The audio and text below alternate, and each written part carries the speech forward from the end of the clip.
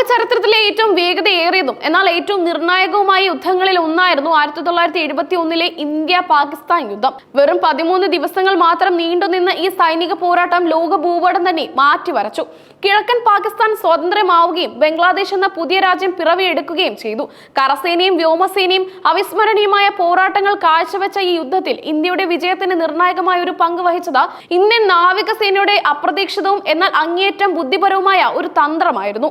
പാകിസ്ഥാന്റെ കപ്പൽ ഗതാഗത മാർഗങ്ങൾ തടസ്സപ്പെടുത്തുക, ആവശ്യ വസ്തുക്കളുടെ ലഭ്യത ഇല്ലാതാക്കുക എന്നിവയായിരുന്നു നാവികസേനയുടെ പ്രധാന ദൗത്യം. പാകിസ്ഥാൻ കപ്പലുകളെ നിശ്ചലമാക്കാനുള്ള ഏറ്റവും ഫലപ്രദമായ മാർഗം അവരുടെ അടിയിൽ ലിംപെറ്റ് മൈൻസ് സ്ഥാപിച്ച് പൊട്ടിത്തെറിക്കുക എന്നതായിരുന്നു.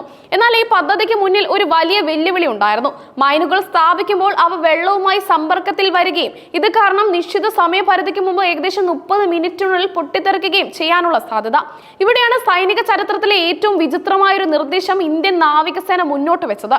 പ്രതിസന്ധിക്ക് പരിഹാരമായി നാവികസേന കണ്ടുപിടിച്ചത് ഒരു ലളിതമായ എന്നാൽ അങ്ങേയറ്റം ബുദ്ധിപരമായ ആശയമായിരുന്നു.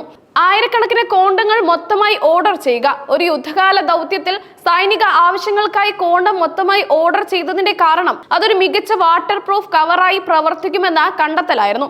ഈ ലളിതമായ ആശയം ഉടൻ തന്നെ പ്രാവർത്തികമാക്കി. നാവികസേനയിലെ ഡ്രൈവർമാർ ലിംപെറ്റ് മൈനുകളുടെ സെൻസിറ്റീവായ ഫ്യൂസുകളിലും ഡിറ്റണേറ്റുകളിലും കോണ്ടം സ്ഥാപിച്ചു.